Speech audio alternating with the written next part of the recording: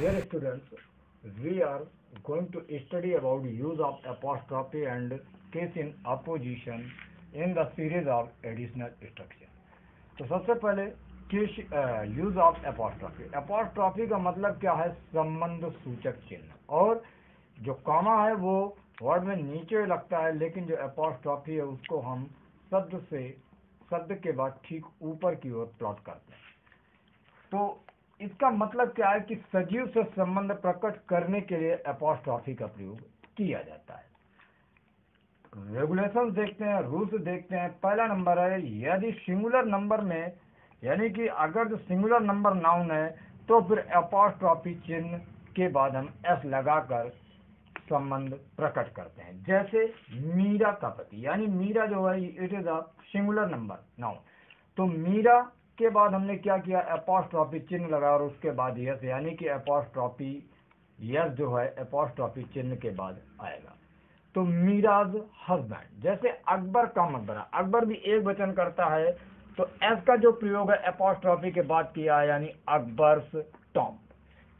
दूसरा है plural noun में यस के बाद एपॉस्ट्रॉफी का प्रयोग किया जाता है, यानी कि यदि नाउन हमारा प्लूरल है तो फिर एपॉस्ट्रॉफी एस का जो यूज है वो उसके बाद ही एपॉस्ट्रॉफी चिन्ह का प्रयोग किया जाएगा। जैसे मंत्रियों की सभा, मिनिस्टर्स के बाद आपने ये एपॉस्ट्रॉफी लगाया और उसके बाद लिख दिया मीटिंग, यानी कि मंत्रियों की सभा। जैसे रानियों का महल, रानियों है यहाँ पर ये प्लूरल नंबर है, तो यानी कि क्यून्स के बाद आप एपॉस्ट्रॉफी लगाओगे तो क्यून्स पैलेस। और महल के लिए एक दूसरा वर्ड होता है कैस्टल। तीसरा है, यदि नाउन प्लूरल नंबर हो और एस न लगा हो तो एक वचन संज्ञा के नियम को ही लागू किया जाता है। जैसे बच्चों का पार। अब बच्चों यानी ये हमारा प्लूरल नंबर, और जब हम चाइल्ड का प्लूरल लिखते हैं तो हम लिखते हैं चिल्ड्रन, तो चिल्ड्रन के बाद हमने एपॉस्ट्रॉफी चिन्ह लगाया और उसके बाद एस और लिख दिया पार्क, यानी बच्चों का पार्क, चिल्ड्रंस पार्क। आदमियों का कारागार, तो मेंस जेल या प्रिजन।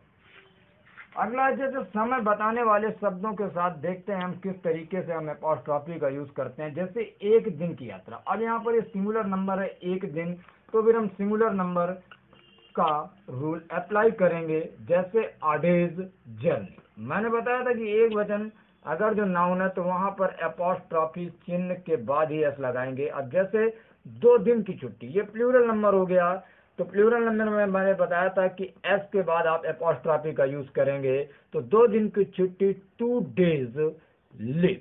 देखिए यहाँ पर एस के बाद आपने एपॉस्ट्रॉफी का प्रयोग किया है। अगला है, यदि नाउन के अंत में सीई हो तो केवल एपॉस्ट्रॉफी चिन्ह का प्रयोग करते हैं। जैसे न्याय के वास्ते या न्याय के लिए, तो फॉर जस्टिस से। देखिए यहाँ पर सीई आया है और उसके बाद केवल आपने एपॉस्ट्रॉफी मार्क का ही यूज किया हुआ है, यहाँ पर एस का कोई भी यूज नहीं है।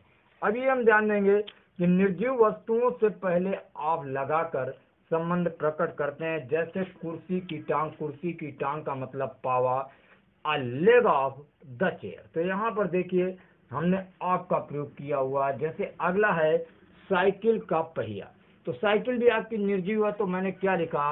A tyre of the bicycle. और इन नियमों का जो हमने एक बताया कि सिंगुलर नंबर और प्लूरल नंबर, इन दोनों नियमों का एक अपवाद भी है, यानी एक एक्सेप्शन भी है। जैसे सुकरात की पत्नी, तो इसको हम एपॉस्ट्रॉफी के बाद एस लगाकर भी लिख सकते हैं और एस के बाद सिंगल एपॉस्ट्रॉफी का यूज करके भी लिख सकते हैं, और ये दोनों ही कंडीशनों में सही माना जाता है। तो सुकरात की पत्नी, सोक्रेटिस वाइफ। यहाँ पर देखो सुकरात के बाद ठीक एपॉस्ट्रॉफी लगा के वाइफ लिख दिया, यानी कि ये आपका प्लूरल नंबर का नियम हो गया। और दूसरे में सोक्रेटिस के बाद एपॉस्ट्रॉफी चिन्ह के बाद एस लगाकर वाइफ लिखा, यानी कि ये प्लूरल नंबर का नियम हो गया। आइए अब अगला टॉपिक देखते हैं, case in apposition. Case in apposition का मतलब समानाधिकरण कारक, यानी कि यहाँ पर क्या होता है कि जब 2 नाउन एक ही व्यक्ति के लिए यूज किए जाते हैं, यानी कि जब एक वाक्य में 2 नाउन एक ही व्यक्ति के लिए आए तो दूसरा नाउन पहले नाउन का केस इन अपोजिशन कहलाता है। इस दशा में हम क्या करते हैं, नाउन से पहले और नाउन के बाद दोनों ही कंडीशनों में कॉमा का प्रयोग करते हैं। जैसे पहला सेंटेंस है, दशरथ के पुत्र राम को 14 वर्ष का वनवास हुआ। अब यहाँ पर उन्हीं को हम दशरथ का, तो पहला एग्जाम्पल है कि दशरथ के पुत्र राम को 14 वर्ष का वनवास हुआ था। तो यहाँ पर हम ये देखते हैं कि राम, उन्हीं को हम दशरथ का पुत्र भी कहते हैं और उन्हीं को हम राम भी कहते हैं। ये जो दोनों नाउन है वो राम को ही डिनोट करते हैं, राम को ही इंडिकेट करते हैं। तो यहाँ पर ये जो द सन ऑफ दशरथ है, ये क्या है, दूसरे यानी कि दशरथ का जो पुत्र है वो राम, ये जो नाउन आया है इसका केस इन अपोजिशन है। तो इंग्लिश बनाते समय हम ऐसे वाक्यों की शुरुआत हमेशा प्रॉपर नाउन से करते हैं और पहले वाले नाउन से ठीक पहले कॉमा और उसके बाद भी कॉमा का प्रयोग करते हैं। तो यहाँ पर प्रॉपर नाउन मिला आपको राम, तो राम के बाद आपने कॉमा लगाया, Ram comma the son of Dasharatha. Dasharatha के बाद भी देखिए आपने कॉमा लगाया, क्योंकि मैंने क्या बताया था कि वहां पर जो दूसरा नाउन होता है वो पहले नाउन का केस इन अपोजिशन कहलाता है ना। तो यहाँ पर दूसरा नाउन था राम और पहला नाउन आया दशरथ के पुत्र। तो यानी कि ये जो दूसरा है यानी कि राम है, ये दशरथ के पुत्र का केस इन अपोजिशन है और इसीलिए मैंने क्या किया है, यहाँ पर द सन ऑफ दशरथ, उससे पहले भी कॉमा लगाया और उसके बाद भी कॉमा लगाया है। तो Ram the son of Dashrath was exiled. देखिए ये पैसिव वॉइस है, क्योंकि राम को जो 14 वर्ष का वनवास हुआ था और रानी कैकेयी के द्वारा दिया गया था, तो इसलिए पैसिव वॉइस है, वाज एक्साइल्ड फॉर 14 ईयर्स। अगला सेंटेंस है कि भारत का महान सम्राट अकबर सभी धर्मों के विद्वानों का बराबर सम्मान करता था। तो यहाँ पर अकबर हमको प्रॉपर नाउन मिला और जो केस इन अपोजिशन है भारत का महान सम्राट। तो अकबर से शुरुआत की, Akbar comma the great emperor of India, फिर कॉमा लगाया, honoured the learned of all the religions equally. Learn का मतलब जितने भी विद्वान थे वो किसी भी धर्म के हों।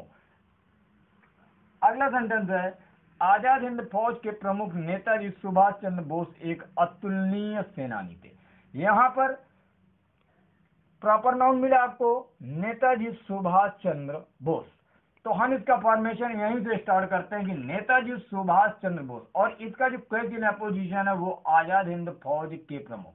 तो Netaji Subhash Chandra Bose comma the chief of Indian National Army comma was a matchless, अतुलनीय, मैचलेस या दूसरा वर्ड इनक्रेडिबल फ्रीडम फाइटर।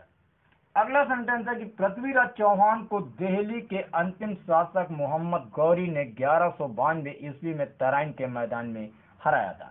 तो यहाँ पर हमको जो प्रॉपर नाउन मिला मोहम्मद गौरी, और इसका जो केस इन अपोजिशन है दिल्ली का अंतिम शासक। तो मोहम्मद गौरी से हम इसका फॉर्मेशन बनाएंगे, मोहम्मद गौरी के बाद आपने कॉमा लगा दिया, अब case in apposition the last ruler of Delhi, Delhi के बाद फिर कॉमा लगाया, defeated Prithviraj Chauhan in the field of Tarain in 1192।